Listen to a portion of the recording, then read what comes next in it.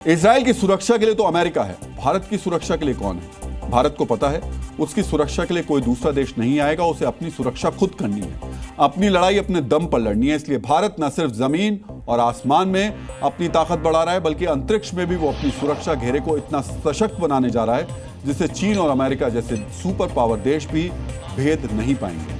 Bharat S-400 air defence system की तरह space से जुड़े एक बेहद मजबूत डिफेंस सिस्टम को अंतरिक्ष में तैनात करने जा रहा है। फिलहाल अंतरिक्ष में भारत के सामने पाकिस्तान की कोई हैसियत नहीं है, लेकिन अगर वो चीन की मदद से भारतीय उपग्रहों पर हमले करने का दुस्साहस करता है तो स्पेस में तैनात भारत के सैटेलाइट बॉडीगार्ड उन्हें हैसियत याद दिलाने में पल भर की भी देरी नहीं करेंगे। भारत के सैटेलाइट बॉडीगार्ड रूस, फ्रांस या इजराइल से खरीदने नहीं जा रहा है, इसे भारत का इसरो यानी भारतीय अंतरिक्ष अनुसंधान केंद्र बना रहा है। यानी स्वदेशी तकनीक से तैयार होने वाले ये सैटेलाइट बॉडीगार्ड स्पेस में इंडियन सैटेलाइट्स की रक्षा करेंगे। इनका काम दुश्मनों की नापाक चालों और हमलों से अपने सैटेलाइट्स को बचाना होगा।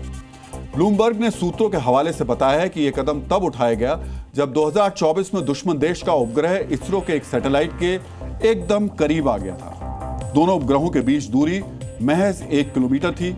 अंतरिक्ष में यह सैटेलाइट 500 से 600 किलोमीटर की ऊंचाई पर कक्षा में था और मैपिंग और ग्राउंड मॉनिटरिंग जैसी सैन्य गतिविधियों को अंजाम दे रहा था। हालांकि तनाव बढ़ने से पहले ही यह टल गया। सैटेलाइट बॉडीगार्ड्स के निर्माण की एक और बड़ी वजह है। दरअसल चीन के पास इस समय 900 से ज्यादा सैटेलाइट्स हैं, जबकि भारत के पास इनकी संख्या 100 है और पाकिस्तान के पास 8 उपग्रह हैं। आपको याद होगा कि मई 2025 में जब भारत और पाकिस्तान के बीच संघर्ष हुआ था, उस समय चीन ने पाकिस्तान को सैटेलाइट कवरेज में मदद दी थी। ऐसे में चीन स्पेस में भारत के लिए एक बड़ी चुनौती है।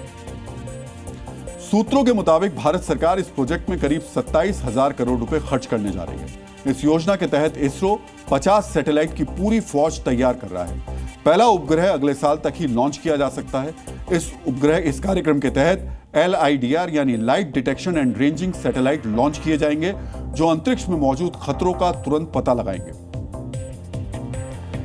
इससे पृथ्वी पर मौजूद हमारे वैज्ञानिक और इंजीनियर दुश्मन की नापाक चालों को समझते हुए तुरंत हरकत में आएंगे और अपने उपग्रहों की दिशा बदल पाएंगे। इसके साथ ही ग्राउंड बेस्ड रडार और टेलीस्कोप सिस्टम भी बनाए जाएंगे ताकि 24 घंटे निगरानी संभव हो सके।